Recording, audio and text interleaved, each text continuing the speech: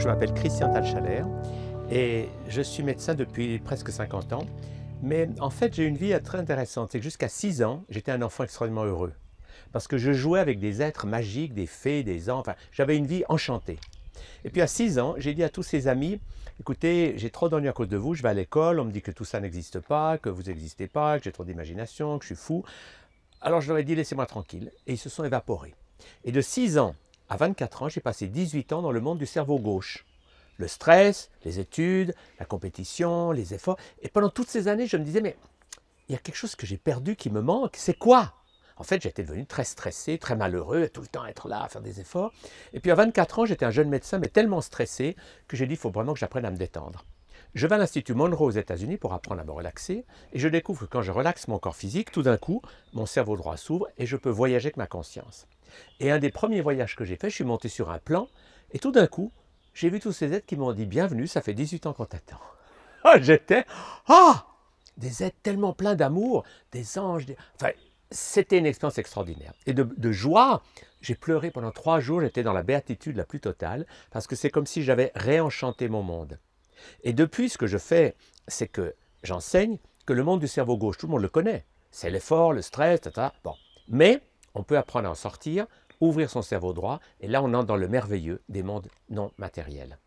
Parce que la réalité, c'est que nous sommes des êtres multidimensionnels. Nous ne sommes pas qu'un corps physique. Nous sommes un corps de lumière qui crée un corps mental, un corps émotionnel, un corps physique. Donc le corps physique, c'est une partie de nous, mais ce n'est pas la totalité. Si je crois qu'il n'y a que mon corps physique qui existe, je vis tout le temps dans la peur. Je vais mourir un jour. Et si vous regardez bien, c'est passionnant de voir que cette peur est soigneusement entretenue par les marchands. Les marchands, qu'est-ce qu'ils font? Ils vous mettent d'abord le journal télévisé pour que vous ayez en plus 10 morts par là, un autocar dans un... Ah, et quand vous êtes dans cette peur de mourir, qui angoisse la vie de beaucoup de gens, la publicité arrive. Et que vous dit la publicité? Consommez. Et tout ce qu'on vous vend, les aliments, les médicaments chimiques, les drogues illégales, etc., ce sont des anesthésiens émotionnels. Quand vous avez consommé, vous avez un moment « Ah, je me sens mieux ». Vous sentez moins votre peur, mais elle est toujours là. Simplement, elle est juste un peu... Et ce marché incroyable, ça s'appelle le marché du bien-être artificiel, c'est devenu le plus gros marché de notre époque. C'est des milliards d'euros ou de dollars de produits qu'on vous vend parce que vous vous sentez mal. Vous avez perdu la capacité qu'on avait à 3 ans, qui est quand j'ai une émotion, je la lâche, j'allais sortir de mon corps, et du coup, mon cerveau droit s'ouvre et je suis en contact avec les mondes de lumière et la vie est belle. Je reprends conscience que je suis un être multidimensionnel. Et c'est la raison pour laquelle, depuis bien des années, mon rôle... Alors, j'ai d'abord été un soignant, quelqu'un qui aide les gens. Alors, j'étais dans la médecine chimique, puis après, j'ai vu que cette médecine chimique intoxiquait les gens. Alors, je suis passé aux médecines douces, l'acupuncture, l'homéopathie, la diététique, et tout Donc ça... voilà, quel est l'élément déclencheur qui t'a amené de la médecine, on va dire, plutôt Oui. traditionnelle Alors, à tout c'est le une reste? expérience que j'ai faite qui était un grand moment de ma vie. J'étais médecin généraliste et je prescrivais du Valium. C'était le Prozac de l'époque. D'accord? Toute la journée, les gens « Oh, mon Valium !» Et les gens mangeaient ça comme des bonbons. L'idée, c'était que grâce à la chimie, ils allaient se sentir mieux. Bon. Puis un jour, je me suis dit « Bon, ben, je prescris ça tout le temps. Mais qu'est-ce qui se passait si moi, j'en prenais ?»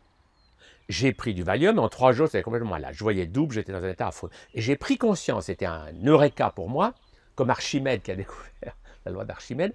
J'ai pris conscience que la médecine chimique, si elle peut sauver des vies dans les cas d'urgence, si on donne trop de chimie à des gens qui ont des maladies chroniques, on ne fait que les empoisonner. Donc, on les rend malades. Donc, j'ai pris conscience qu'on m'avait appris à voir des gens malades et à faire qu'ils le restent. C'était un choc violent.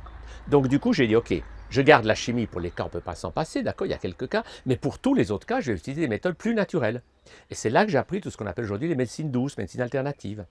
Alors, j'ai soigné les patients avec ça, et ça marchait bien, j'étais très content, mais après 7 ans de pratique, je me suis rendu compte qu'il y avait quelque chose qui ne collait pas.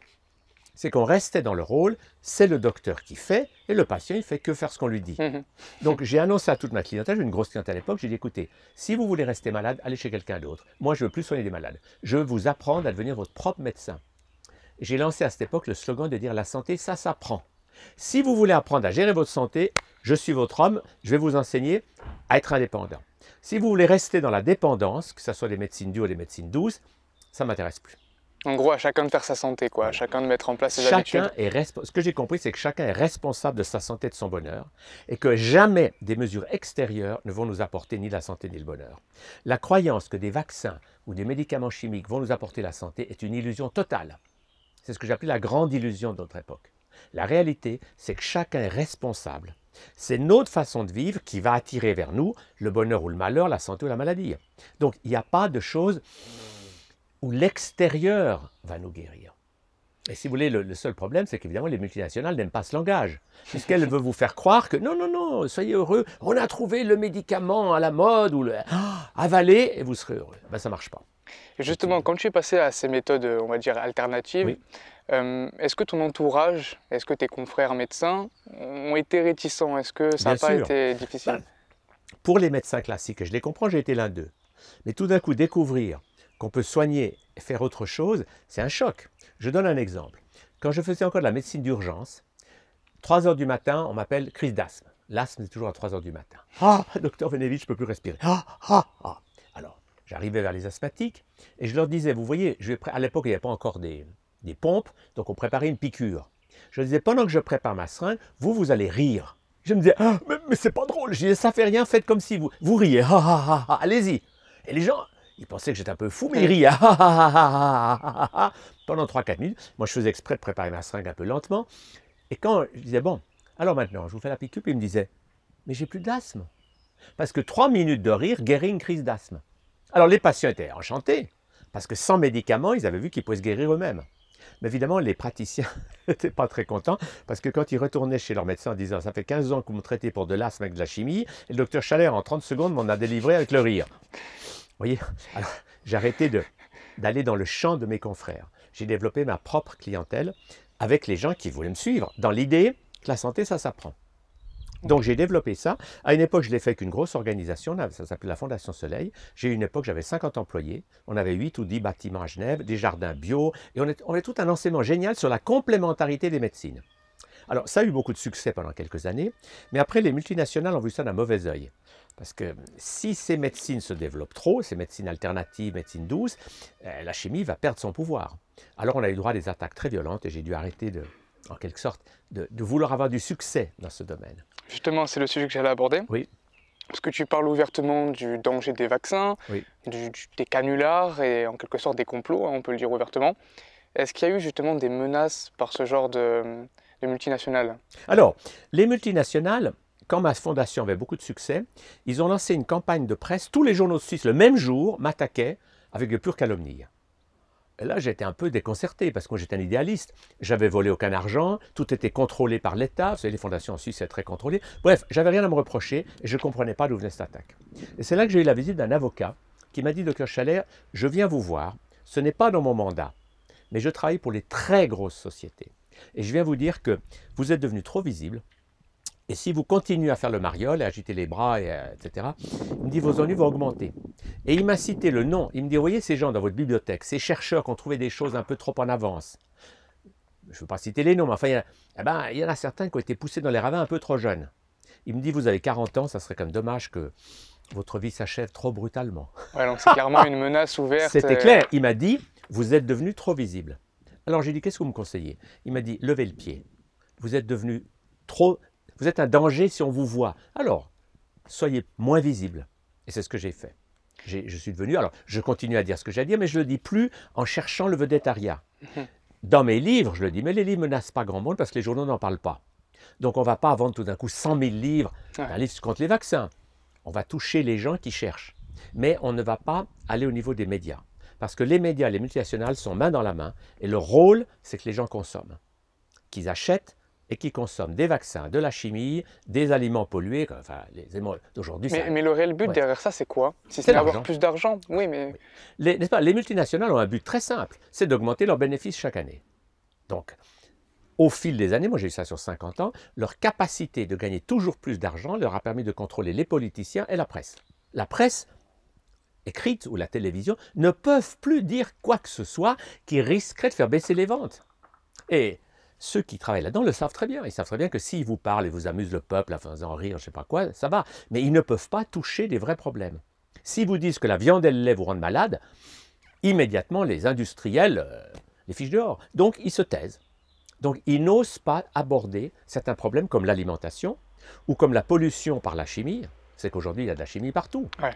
Les médicaments et les antibiotiques qu'on donne même au bétail passent dans les nappes phréatiques. Donc partout il y en a.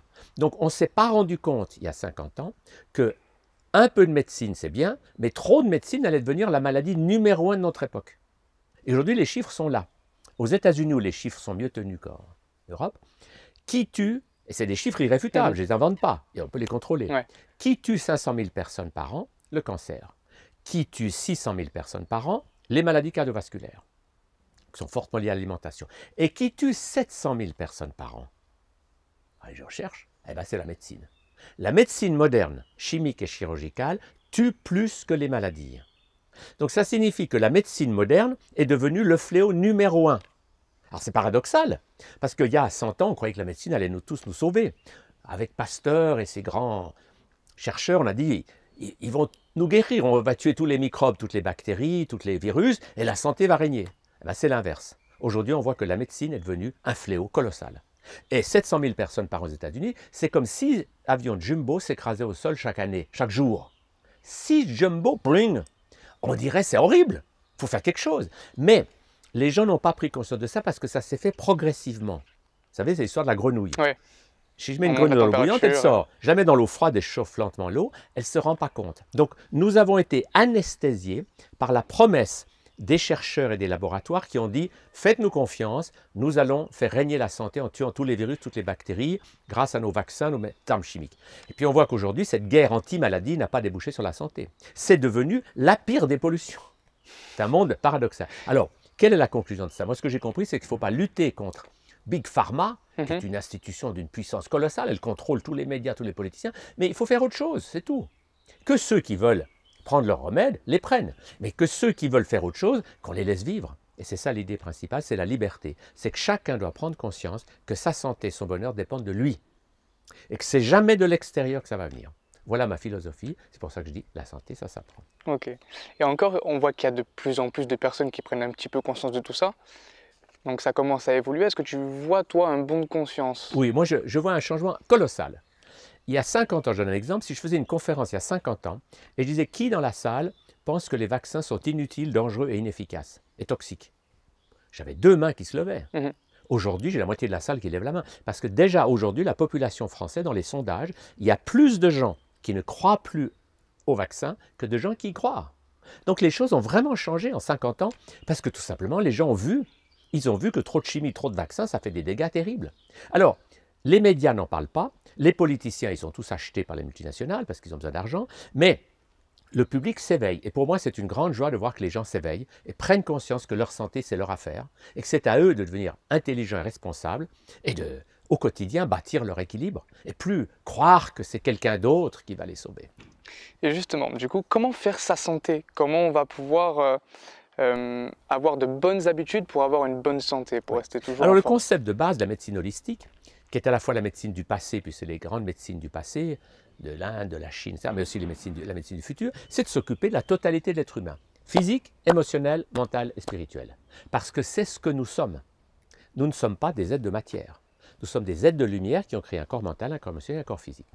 Dès qu'on s'occupe des 4 corps, là on a des résultats immédiats d'amélioration.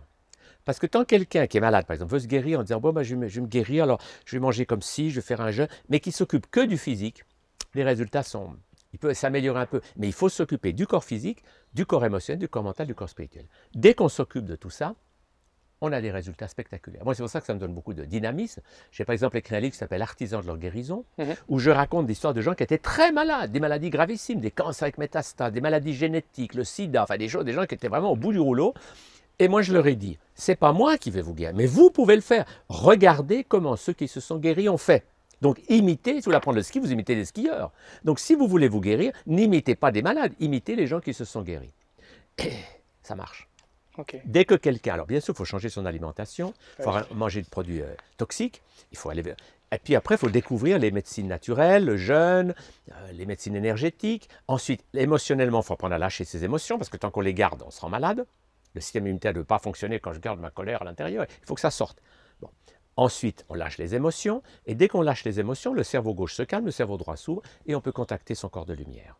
Donc quand tu parles de Voilà. lâcher les émotions, c'est en quelque sorte, comme tu le répètes, de crier, d'évacuer un petit peu tout Le ça, de concept est bouger. très simple. La gestion des émotions, c'est éviter les deux pièges de notre société. Il y a ceux qui gardent tout dedans et qui finissent par se rendre malades avec ces émotions bloquées, puis il y a ceux qui les déversent sur les autres et qu'on met dans des prisons parce qu'ils sont toxiques pour les autres.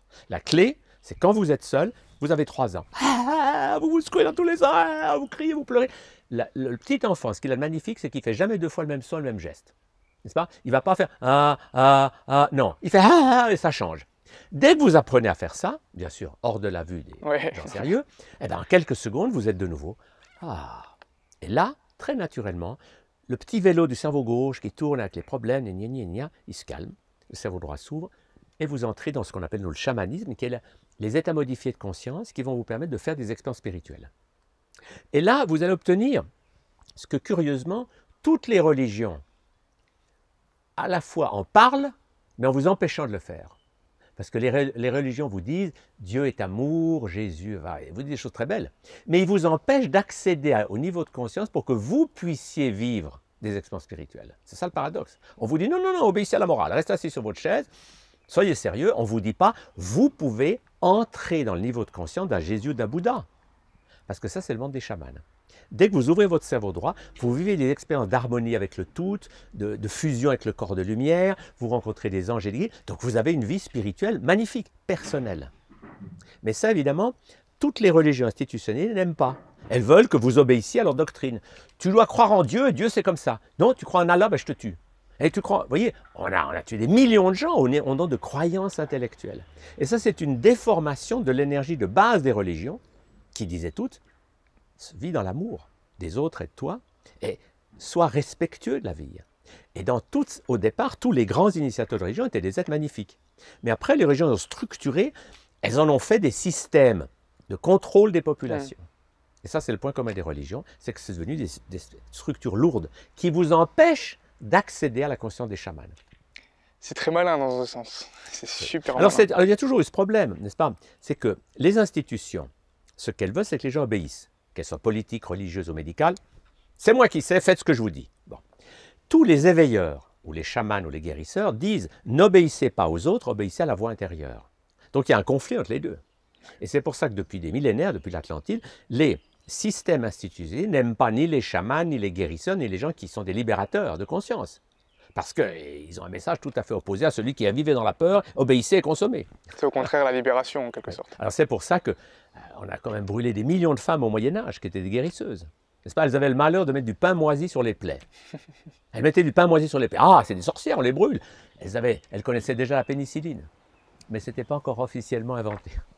Donc on voit comme ça dans toute l'histoire que dans beaucoup de civilisations, il y a eu ce conflit entre ceux qui veulent dire aux gens, vous êtes des êtres de lumière, soyez heureux, soyez libres, prenez-vous en main, soyez responsables, et puis ceux qui disent, non, non, non, taisez-vous et obéissez. C'est nous qui savons. Les experts disent, c'est nous qui savons ce qu'il faut faire.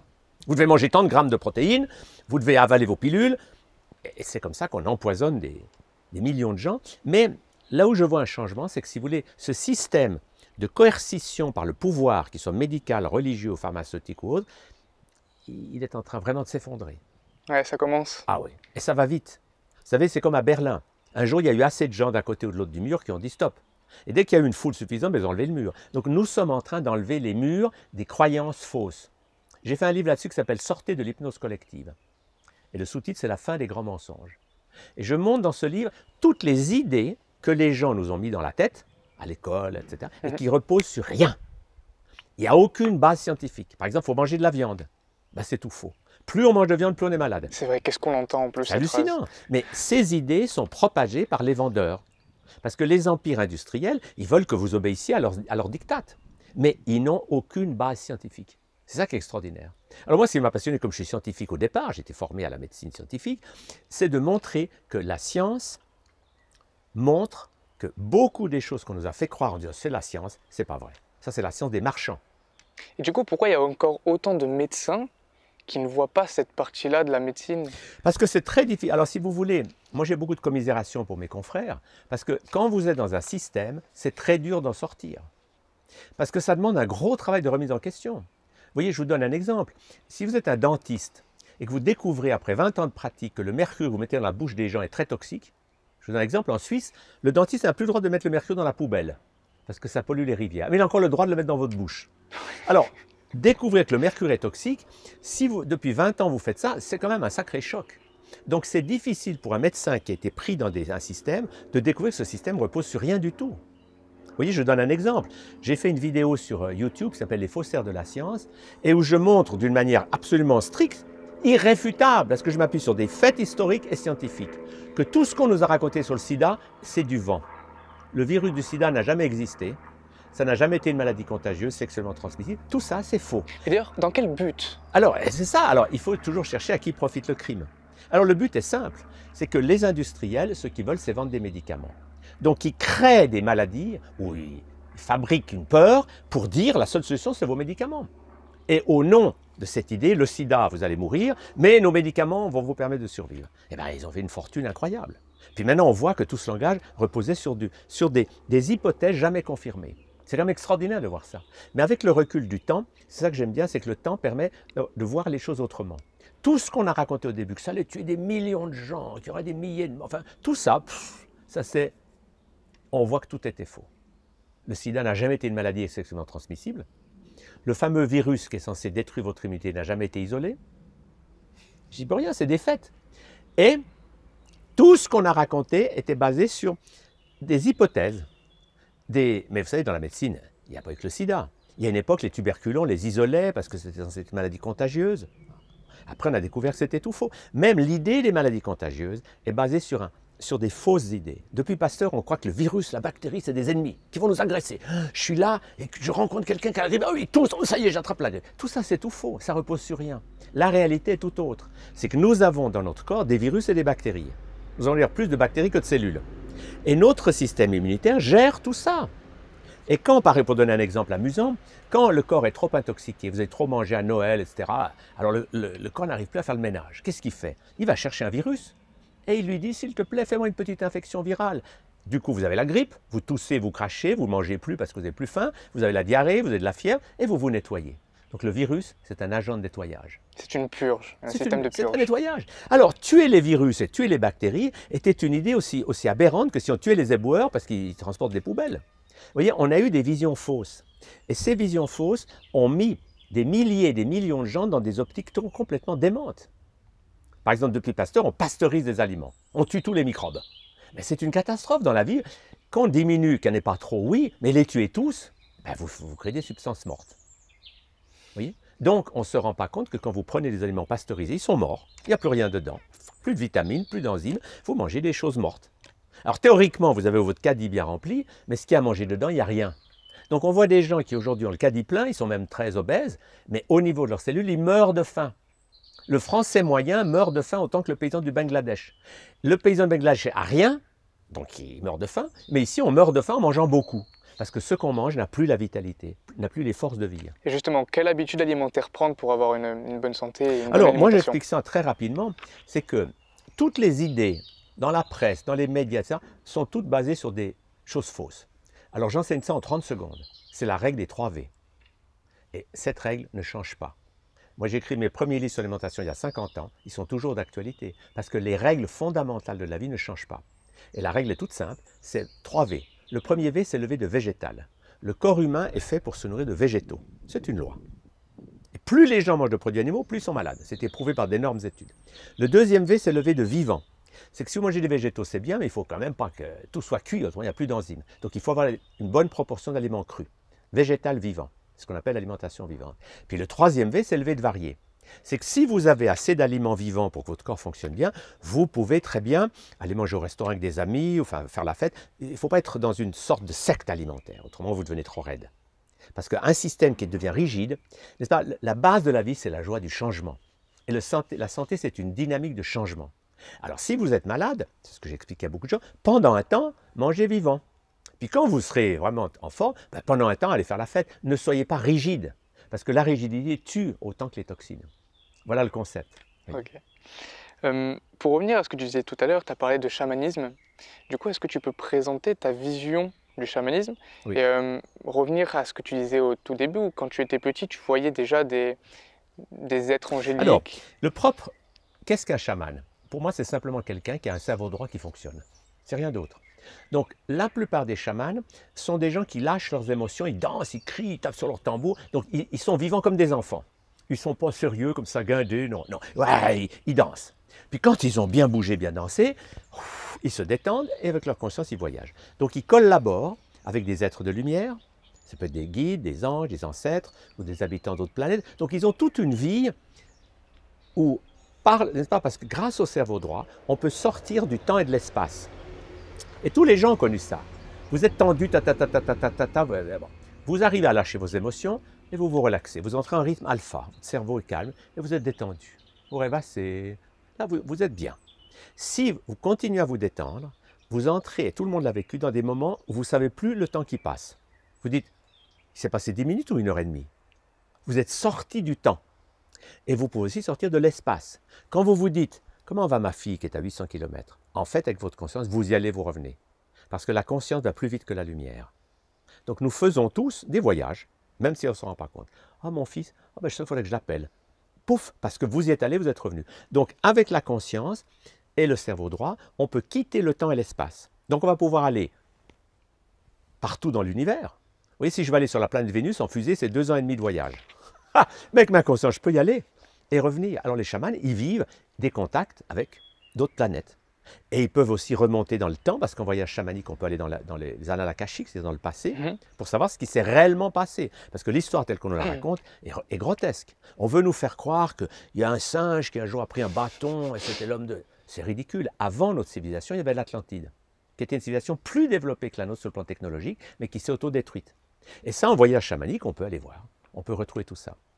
D'ailleurs, justement, comment faire ces voyages chamaniques? Comment on peut y arriver? L'outil est simple. Si les gens sont trop bloqués dans le cerveau gauche, ils pensent trop, ils parlent trop, il faut libérer les émotions à travers le corps. On danse, et quand vous avez bien, vous êtes secoué, vous avez un, là, le corps se relaxe, et naturellement, le cerveau droit s'ouvre. Et à ce moment-là, vous commencez à imaginer, à rêver, et vous commencez à vous balader avec votre conscience. Et peu à peu, vous pouvez entrer dans ce monde des chamans, qui est d'aller voir ce qui se passe dans d'autres dimensions, parce qu'il faut se rappeler que la matière, ce n'est qu'une longueur d'onde. Mais quand on quitte cette longueur d'onde, il y en a d'autres. Il n'y a pas un monde, il y a des mondes. Alors quand vous entrez dans le monde des anges, vous découvrez des êtres magiques, merveilleux, pleins d'amour. Quand vous entrez dans le monde des guides spirituels, c'est aussi un monde. Ce sont des mondes non matériels. Et les chamans collaborent avec ces mondes non matériels. C'est ça le côté. Et d'ailleurs, où sont ces mondes? Où sont ces êtres qui communiquent? Alors, c'est ça qui est intéressant, c'est que si vous voulez, en même temps que je vous parle, j'ai mon équipe spirituelle. J'ai mes guides, des anges, des ancêtres. Ils sont là, mais ils ne sont pas là matériellement, parce qu'ils n'ont pas un corps de matière. Ils ont des corps d'énergie. Mais avec un peu d'entraînement, on arrive à les sentir et à collaborer avec eux, et à notamment les laisser passer à travers nous. Moi, depuis 45 ans, ou même plus, je fais du channeling. C'est-à-dire que je lâche mon cerveau gauche, j'ouvre mon cerveau droit, et un guide va passer à travers moi pour donner des conseils de sagesse aux gens. Et ce qui est extraordinaire, c'est que les guides peuvent ainsi parler à des gens que moi je ne connais pas, je les ai au bout du fil, ils habitent à l'autre bout du monde. Moi, je ne connais pas leurs maladies, je ne connais pas leurs problèmes, mais les guides, eux, ils les voient comment... Ils amènent des conseils de sagesse en disant oui, voilà ce que vous avez à comprendre. Parce que les guides voient tout ce qu'on vit sur Terre comme des leçons à apprendre. Nous sommes dans une école sur la Terre. Bon, on est là pour apprendre des choses. Mais des fois, on n'arrive pas à comprendre la leçon parce qu'on a le nez collé sur le livre, on n'arrive pas à lire le texte. Alors on dit, mais pourquoi je vis ça? Pourquoi je suis malade? Pourquoi j'ai des conflits avec ma belle-sœur? Alors les guides, ils écartent un peu et ils disent, voilà pourquoi. Ils expliquent le pourquoi et qu'est-ce qu'on doit faire. Donc tu as plutôt une clairvoyance, C'est une forme de clairaudience, ça. Clairaudience. C'est j'entends les messages des guides qui passent à travers moi. Et puis ils me donnent aussi des images. Ils me montrent ce qui s'est passé dans la vie des gens. Vous voyez, je donnais ça à un monsieur qui me dit « Je vais me marier dans 15 jours, mais j'ai dit moi que ma femme, je la déteste. » Alors j'ai dit « Oui, mais ça c'est typique, c'est une mémoire. » Et les guides m'ont montré que s'ils voulaient se marier et être ensemble, c'est parce qu'ils avaient des mémoires où ils s'étaient déjà aimés et ça s'était mal fini. Et cette fois-ci, ils veulent arriver à plus taper dessus. Et là, il était transporté de joie. Il me dit « Ah bon, alors c'est que des souvenirs du passé ?» Je dis « Oui, vous avez des souvenirs de conflits et maintenant vous n'avez plus besoin de les recommencer. C'est le moment de faire autre chose. » Quand vous sentez que vous avez de la haine contre votre femme, au lieu d'aller lui taper dessus, de la tuer, comme vous l'avez certainement fait quelquefois, vous allez danser votre colère. Et à ce moment-là, vous êtes libre du karma négatif. Vous êtes dans l'instant présent. Il était transporté de joie. Parce que vous voyez, l'idée, c'est que les choses du passé, souvent, nous collent. Parce qu'on croit que le passé est passé, mais il ne l'est pas. Si vous avez un enfant qui est resté désespéré parce que son grand-père est mort, ou un personnage qui a joué un rôle et puis qui est mort dans la colère, ces personnages restent dans notre inconscient. Et il faut aller les délivrer. C'est ça le concept. J'ai appelé ça Donc la ça, après, ça psychothérapie reste les spirituelle. sous-personnalités, c'est bien ça. Oui, c'est des sous-personnalités, ce qu'on appelle les SPPA, sous-personnalités psychoactives. Alors, il y en a dans du présent. En ce moment, j'ai mon enseignant qui parle, mais j'ai mon époux qui pense à sa femme, j'ai mon père qui pense à sa fille, j'ai mon artiste qui a envie de créer des choses. Vous voyez, on a toutes sortes de personnages. Mais il y en a qui sont restés bloqués dans le passé. Et c'est ça qui est passionnant à comprendre, c'est qu'on peut aller les délivrer. Et au moment où on les délivre, ben, leurs talents reviennent. Donc pour les délivrer, c'est vraiment, voilà. Alors, pour les délivrer, d'abord on lâche ses émotions, ensuite on va faire un voyage intérieur et on va descendre dans le passé pour voir ces personnages. Si je vois par exemple un personnage qui est resté une colère noire, c'est un guerrier, puis j'ai jugé qu'il était affreux, je ne veux plus jamais faire ça, il est resté bloqué, je vais lui dire danse ta colère, mais sans plus couper des têtes. Et je le libère. Je l'envoie dans la lumière, ça y est. Les personnages libérés, on récupère leur talent. C'est ça qui est passionnant. Parce que beaucoup de gens, par exemple, ont des talents de guérisseurs ou de guérisseuses, mais ils ont eu des expériences où ça s'est plutôt mal fini. On les a mis sur un bûcher ou écartelés. Ou... Bref. Alors, ils s'intéressent à ces sujets, mais ils ont peur d'y aller parce qu'ils ont la mémoire. Si je vais de nouveau là-dedans, ça va de nouveau aller mal. Donc, beaucoup de nos peurs, pour ne pas dire toutes, sont des mémoires. Les gens qui ont peur des autorités ou peur de l'eau, c'est des mémoires. Alors un jour, ce qu'il faut, c'est lâcher nos peurs et puis aller voir les personnages qui sont restés bloqués, congelés dans une situation dramatique et leur apprendre à lâcher. Et au moment où ils lâchent, ben, on n'a plus ces peurs. Et on récupère des talents. Moi, j'ai vu beaucoup de gens comme ça qui, tout d'un coup, ils libèrent un personnage et en le libérant, le talent est de nouveau là. Ils sont musiciens, ils sont peintres, enfin, des choses extraordinaires qu'ils avaient déjà apprises dans d'autres vies. Donc il y avait juste un blocage à éliminer. Voilà, c'est ça.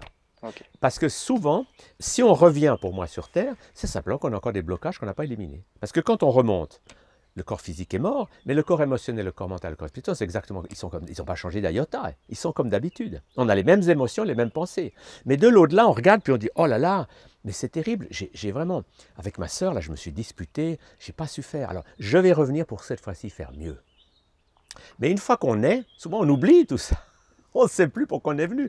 Et là, on se retrouve avec quelqu'un, on dit « Ah !» Et on sent le conflit, et on se dit « Mais qu'est-ce que je vais faire ?» On n'a plus envie de faire comme avant, mais il faut qu'on apprenne à faire autrement. Et justement, quel est selon toi le but de la vie? Alors, pour moi, le but de la vie, c'est d'épanouir tous nos personnages intérieurs dans la conscience et dans l'amour. C'est ça. On est venu pour apprendre à être heureux. Mais être heureux, ce n'est pas dire « je suis heureux ». C'est que mon enfant soit heureux, parce que je laisse jouer. Que mon artiste soit heureux parce que je laisse créer.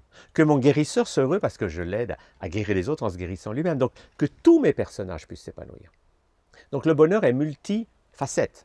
On ne peut pas être heureux en disant « oui, bah, mon homme d'affaires est très heureux, je gagne beaucoup d'argent ». Que toute notre facette soit comblée, quoi. C'est ça, exactement. D'accord. C'est ça le but de la vie. Mais le côté passionnant, c'est de comprendre que la santé et le bonheur, ça s'apprend. En apprenant à être attentif à nos personnages, ceux du présent et en libérant ceux du passé, eh ben, c'est possible d'aller toujours mieux, d'aller vers toujours plus de joie de vivre, de conscience et de rayonnement. D'accord. Tu as parlé aussi tout à l'heure de jeûne, et j'ai vu un livre que tu avais fait qui parlait des jeûnes holistiques. Oui. C'est quoi la différence entre un Alors, jeûne et... nous, Joanne et moi, nous enseignons le jeûne holistique, c'est-à-dire que les gens qui font un jeûne purement hygiéniste, donc ils ne mangent plus, ils sont dans un jeûne purement physique. Bon, ben, ça va leur faire du bien, mais des fois, ce n'est pas très agréable parce qu'ils vont se sentir fatigués, ils vont avoir des... Bref, c'est un jeûne, pour nous, qui est un peu une vieille façon de faire. Nous, on enseigne le jeûne holistique, c'est qu'en même temps qu'on va jeûner, c'est de ne plus manger d'aliments solides, que des jus ou de l'eau ou des tisanes, en même temps, on va lâcher nos émotions, on va faire des voyages chamaniques, donc on va jeûner d'une manière globale. Et là, le jeûne est passionnant et facile. Parce que c'est plus le jeûne, je ne mange pas, mais j'ai faim et je souffre, je suis malheureux sur ma chaise. Non, si j'ai faim, par exemple, je dis, bah, je vais manger quelque chose, je danse. Ah. Bon, donc c'est un jeûne amusant, agréable, tout le temps. Parce que moi, les premiers jeûnes que j'ai fait il y a 50 ans, j'ai fait des jeûnes hygiénistes, mais j'étais fatigué, enfin, bref. Puis je me suis dit, mais on ne pourrait pas jeûner de façon plus agréable. Et nous, notre enseignement, c'est qu'on peut jeûner et que ça soit tout le temps bon. Donc on peut être heureux tout le temps, y compris quand on jeûne. Alors que beaucoup de gens vont dire, oui, mais quand j'ai faim, je me sens mal. Ben, quand on se sent mal, j'apprends à lâcher mes émotions ou à me relier à la lumière, ça y est, je suis nourri par la lumière. C'est pour la raison pour laquelle il y a maintenant sur la même planète que nous, quelques dizaines de milliers de gens qui se nourrissent de lumière. Qui ne mangent plus du tout le... Moi, j'en connais au moins 15 ou 20. C'est ce qu'on appelle... Moi, j'ai traduit le premier livre en français qu'il y avait là-dessus, de Jasmine, qui s'appelait Se nourrir de lumière, il y a au moins 20 ans. Parce qu'on m'a dit, une femme, elle ne mange plus rien. Bon, à l'époque, j'étais un diététique, mais enfin, je croyais pas à ces choses-là. Et je l'ai interrogée, et comme j'ai vu qu'elle disait vrai, j'ai traduit son livre. Et elle a fait beaucoup de gens qui sont avancés là-dedans. L'idée, c'est que manger moins, c'est déjà mieux, parce que les gens mangent trop. Bon. Et puis peu à peu, on découvre le jeûne, on découvre un peu tout ça, et puis on peut avancer. Et il n'y a jamais de limite, parce que les seules limites, c'est nos croyances. Alors il y a, en France, je crois qu'il y en a à peu près 5 ou 600 connus, qui ne mangent plus rien. Parce qu'ils sont sortis de la croyance que je vis parce que je mange. Ils sont entrés dans la croyance je vis parce que la lumière qui passe à travers moi me nourrit. Mais est-ce qu'au-delà de la possibilité de le faire, ça a un réel bienfait sur le corps? Ah oui, bah les gens qui le font, pourquoi ils le font? Parce qu'ils se sentent beaucoup mieux que quand ils mangeaient. Ok. Et c'est pour ça aujourd'hui qu'il y a des records du monde battus par des gens qui n'ont rien mangé depuis quelques semaines. Mais ça, les gens ne le savent jamais. Parce qu'un sportif ne peut pas dire ce qu'il mange, parce que les journaux n'en parlent pas. Moi, j'ai un exemple comme ça amusant, c'est une championne de ski suisse, s'appelait Maria Valisère. Puis elle dit à un journaliste, oui, moi j'ai découvert, je suis végétarienne parce que comme ça j'ai beaucoup plus d'énergie. Et le journaliste dit, oui, oui, je ne parle pas de ça. Ah Parce qu'il ouais. sait très bien que s'il raconte ça dans son journal, il va être congédié. Parce que les empires industriels ne veulent pas que vous sachiez que mangent les sportifs. C'est amusant, mais c'est comme ça. Mais beaucoup de sportifs ont vu qu'en mangeant moins ou en mangeant végétal ou même en mangeant lumière, eh ben, ils ont plus d'énergie que s'ils sont pleins de steak frites. Ok. Alors les exemples sont là, mais les gens ne le savent pas. Parce que toute cette information est bloquée par les médias. Mais ça me bloque vraiment cette idée que justement il bloque tout. Je n'arrive Oui. pas à comprendre que ce soit seulement pour l'argent. Pour moi, c'est pas possible, il y a bien plus. Non, alors, c'est pour l'argent et pour le pouvoir. Parce que à la fois, n'est-ce pas, les forces de l'argent, pour avoir de l'argent, il faut bien le prendre quelque part. Donc on exploite les populations d'une manière incroyable. C'est l'esclavage moderne. Vous travaillez pour un patron et tout l'argent va à quelques banquiers privés qui ont décidé que c'est eux qui créent la Oui, monnaie. toujours les mêmes. Ouais. Le système est dément. Donc c'est pour ça que ce système, pour moi, il va s'arrêter vite, parce que ce n'est pas possible. Vous devez travailler comme un fou pour nourrir un banquier privé qui est déjà multimilliardaire. C'est aberrant. Alors quand les gens se réveillent, ils sortent de ce système. Et ils découvrent que déjà en mangeant moins, il faut des économies. Hmm. Et puis, si on continue, ils deviennent végétariens, puis végétaliens. Puis peu à peu, ils découvrent qu'ils mangent moins, de moins en moins. Et puis il y en a certains qui ne mangent plus du tout, et ils se portent très bien. C'est que des questions de croyance. Oui. Mais ça demande un cheminement. Parce que pour beaucoup de gens, si vous leur dites que manger de la viande, c'est toxique, quoi? Mais mes parents m'ont dit mange de la viande pour avoir des forces. Donc ils sont prisonniers d'un système de croyance qui les rend malades. Et la croyance, c'est l'alimentation n'a rien à voir avec la santé. Vous allez chez un médecin classique, il ne regarde pas ce que vous mangez. Vous arrivez chez lui, il dit ah, vous avez mal au foie, oui, voilà un médicament. Et vous sortez une ordonnance. Mais il ne s'intéresse pas à ce que vous mangez. Or, c'est capital. Hippocrate disait il y a 2500 ans que l'aliment soit ton médicament. Donc Ok. l'alimentation, c'est capital, mais ça prend du temps. Et quand vous êtes dans le système, une personne toutes les 15 minutes, vous n'avez pas le temps de vous occuper de ça. Donc vous faites des ordonnances, vous empoisonnez les gens avec de la chimie, mais qu'est-ce que vous voulez faire d'autre? Vous êtes victime d'un système, qui est un système de folie, mais qui a pour but, pas seulement l'argent, mais aussi le pouvoir. Parce que ceux qui ont le pouvoir, ils en veulent toujours plus. Donc ils veulent gouverner les populations, les peuples, et ils ne veulent surtout pas que les gens se réveillent. Parce que si les gens se réveillent, et c'est ce qui est en train de se passer, leur pouvoir disparaît. Vous comprenez? Si les gens se réveillent, qui disent non, ma santé, c'est mon affaire, ils ne vont plus à la pharmacie. Et tout d'un coup, tout ce monde, c'est pour ça que beaucoup de pharmaciens maintenant changent. Regardez, il y a 50 ans, il n'y avait que de la chimie dans les pharmacies. Maintenant, ils vendent des produits diététiques. Enfin, oui, le changement est en train de se faire parce que les consciences changent. Alors, si on se place, pour moi, dans quelques années, il n'y aura plus personne sur la planète Terre qui mangera de la viande. C'est évident, parce que c'est un gaspillage écologique, économique, qui est affolant. C'est de la folie pure. Ça n'a aucune base solide. Bon, et dès qu'on va arrêter de manger de la viande, il y aura à manger pour tous les habitants de la Terre en abondance. Et puis, on va arrêter de détruire les forêts au rythme actuel, et puis on va arrêter d'être malade. Vous voyez, c'est des choses simples. Mais les changements prennent un peu de temps, parce qu'il faut que les gens prennent conscience que tout ce qu'on leur a raconté était faux. Et la grande difficulté, c'est la remise en question. Ça, c'est dur. Parce que quand on vous a répété quelque chose, vos parents vous l'ont dit, les journaux l'ont dit, les prêtres, les médecins, on vous a dit que c'est comme ça, puis tout d'un coup, vous découvrez que tout ça, c'est un tissu de mensonges. Et c'est là qu'il faut apprendre à être un peu délicat, parce que si vous vous levez en disant « Ouais, le virus du sida n'existe pas », vous êtes ennuyé que la société. Moi, je le fais. Pourquoi? Parce que c'est mon rôle. Mais je le fais d'une manière, je le fais surtout avec des sketchs humoristiques, pas de manière trop violente. Je n'attaque pas. J'essaie de dire aux gens « Réfléchissez un peu par vous-même ».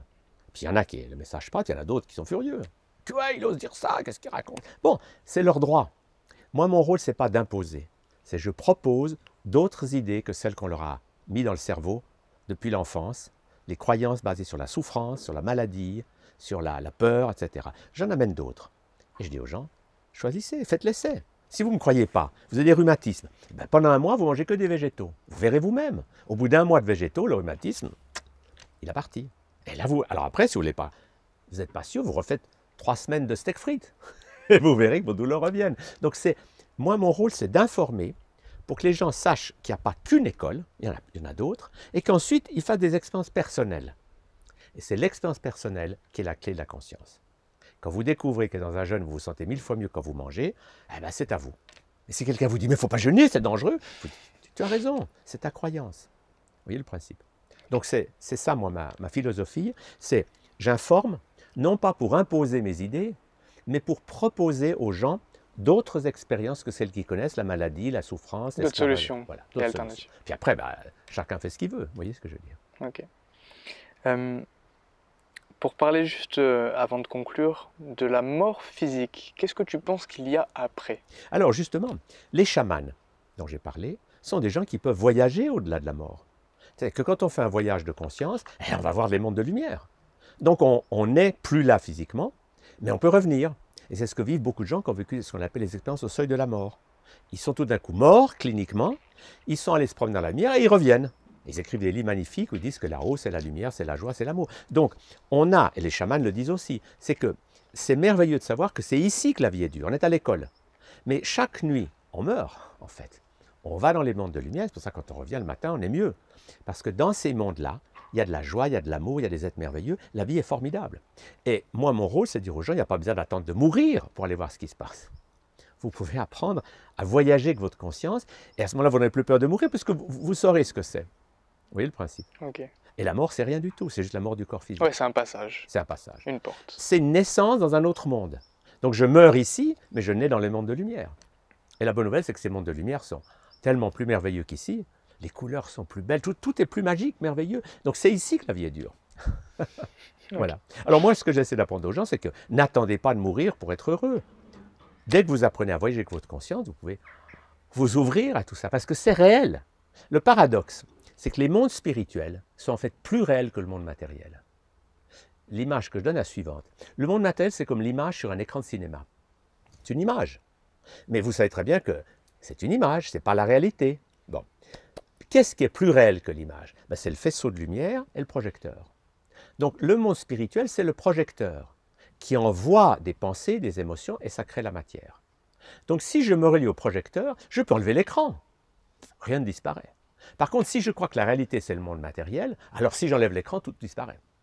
Donc plus les gens développent leur conscience spirituelle, moins ils ont peur de mourir, et plus ils deviennent conscients qu'à partir de la lumière, nous créons la matière. Donc ça rejoint la simulation et le principe. Et ça rejoint ce qu'on appelle aujourd'hui la médecine quantique, c'est qu'avant qu'il y ait de la matière, il y a de l'information. Et quand on se relie à cette information, on va pouvoir, en question, ne plus être prisonnier d'un matérialisme qui est complètement périmé. Les physiciens d'aujourd'hui sont d'accord avec les grands sages du passé. C'est que la matière, c'est juste une longueur d'onde. Ce n'est plus une réalité, un bloc. Il y a ça, puis il y a des tas d'autres choses. Et moi, mon objectif, c'est de dire aux gens, explorez vous-même les mondes non matériels. Et vous allez bien vous amuser, parce que ce sont des mondes magnifiques. Justement, on a parlé de tout ça. Quel est ton rêve le plus fou? Quel est ton objectif que tu aimerais réaliser sur cette terre? Alors, mon objectif, il est amusant, mais je le vois en train de se réaliser. Moi, mon objectif, c'est la naissance d'une humanité consciente. C'est le titre d'un livre qu'on a fait sur nos enseignements. Je pense que dans un délai, alors je ne peux pas dire quand, mais je pense que ça va aller assez vite. C'est que tout d'un coup, dès qu'il y a assez de gens qui ne voudront plus ni faire la guerre, ni croire que les autres sont des terroristes, etc., que le cœur va s'ouvrir, que la conscience va s'éveiller, on va dire qu'est-ce qu'on est venu faire, et on va faire de cette planète ce qu'elle doit être, c'est-à-dire un paradis où des gens s'aiment, partagent, c'est l'unité dans la diversité. Et je suis sûr que mon rêve va se réaliser. J'en doute pas une seule seconde. Alors, en un demi-siècle, j'ai déjà vu de tels changements, c'est pour ça que je suis très optimiste. Et alors, on ne peut pas donner de date parce que ça dépend de nous. Mais je pense que dans un futur proche, l'éveil des consciences va donner naissance à des choses extraordinaires. C'est que tout d'un coup, il y a assez de gens qui vont dire « Non, on ne veut plus jouer à la guerre, c'est fini. Non, non, non, rangez vos canons là. Si vous voulez en garder un ou deux, d'accord, mais nous, on fait autre chose. » Et plus il y a de gens qui se consacrent à leur bonheur, à leur santé et à apprendre à être heureux, plus ça devient une sorte d'épidémie. On appelle ça, nous, la maladie du bonheur. On a un texte à 87. La prochaine pandémie, c'est pas la grippe, tout ça, c'est des trucs fabriqués, c'est des gens heureux. Et quand il y a des gens heureux, ben, les autres ont envie de le faire aussi. Donc je pense qu'on va vers des choses magnifiques, que tout d'un coup, vous savez qu'il suffit qu'on arrête 10 banquiers internationaux et on va disposer de milliards. Donc on va pouvoir distribuer de l'argent à toutes les populations. Donc tout d'un coup, off, ça va changer. Il suffit que les gens arrêtent de manger de la viande, il y a à manger pour tout le monde. Et on ne détruit plus les forêts. Donc il y a des choses simples qui sont en train de se passer. Alors, si vous lisez les journaux, vous ne le voyez pas. Parce que les journaux, ils vous répètent le leitmotiv classique. Mais si vous regardez autour de vous, le nombre de gens qui bougent, et moi c'est ça qui me donne beaucoup d'enthousiasme, c'est que je suis sûr que mon rêve d'une humanité pacifique, consciente, délivrée des guerres et des maladies, il va se réaliser. Oui, parce que c'est vrai que si on décroche un petit peu de la télé, on se rend compte qu'il y a des hommes autour du globe qui font des choses extraordinaires. Tout à fait. Il y a plein d'exemples, il y a plein de gens aussi qui ont fait des films là-dessus, vous voyez, comme, enfin bref, qui montrent des gens qui, au lieu de râler, se plaindre, font des choses positives. Avec la permaculture, avec un hectare, ils produisent des... Vous voyez, il y a des tas de choses simples. Il suffit que les gens se prennent en main. Il faut qu'ils arrêtent d'attendre que ce soit les autres qui les rendent heureux ou qui les guérissent de leur maladie. Il faut qu'ils disent « c'est mon affaire ». Nous, on voit ça dans les pays sous-développés, si on va beaucoup à Madagascar. Eh bien, on a un ami avec lequel on a fait tout un projet d'une bande dessinée pour dire aux enfants dans le sud, là-bas, il y a vraiment de la misère, c'est la famine. Alors, c'est dire aux gens, n'attendez plus l'aide qui vient de l'extérieur, mais on dit aux enfants, faites germer des graines, cultivez dans des... et vous allez nourrir votre famille. Et vous n'aurez plus faim. Mais vous n'allez pas attendre que ce soit les empires qui vous amènent du lait en poudre. Vous allez vous prendre en main. Et c'est génial de voir que quand des gens font ça, waouh, ils découvrent une autre abondance. Ils n'ont peut-être pas beaucoup d'argent, mais ils vivent avec ce qu'il y a sur place. Et l'idée, par exemple, mourir de faim, ça vient uniquement de croyances complètement déséquilibrées. Dans tous les pays du monde, il y a des graines. Si on ne fait jamais ces graines, c'est le meilleur aliment qui soit. Donc il n'y a pas de raison que les gens meurent de faim. Ils meurent de faim parce qu'on leur fait croire que la seule nourriture, c'est les steaks frites et le lait de... Vous voyez? Alors du coup, ils n'ont pas. Mais dès qu'on les remet dans des choses simples, c'est génial. Moi, c'est ce qui m'émerveille.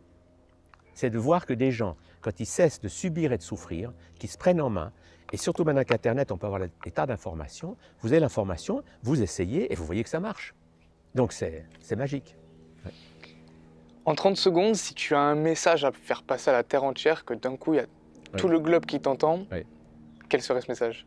Mon message, c'est que nous ne sommes pas des êtres de matière destinés à mourir, nous sommes des êtres de lumière. Et quand nous prenons conscience de ça, tout d'un coup, nous avons accès à une sagesse incroyable. Parce que le corps de lumière, non seulement il nous fait vivre, mais il est porteur de sagesse, il est porteur d'un amour illimité, et il nous aide à créer dans notre vie la joie, le bonheur, l'amour et la conscience. Et que quand on fait ça, on devient porteur de lumière, plutôt que d'être un dénonciateur qui dit simplement « les autres sont méchants, il faut les tuer tous ». Enfin, bref, on n'est plus dans les guerres du passé, on est dans l'avènement de cette nouvelle conscience. Christian Talscheller, merci beaucoup. Merci vraiment.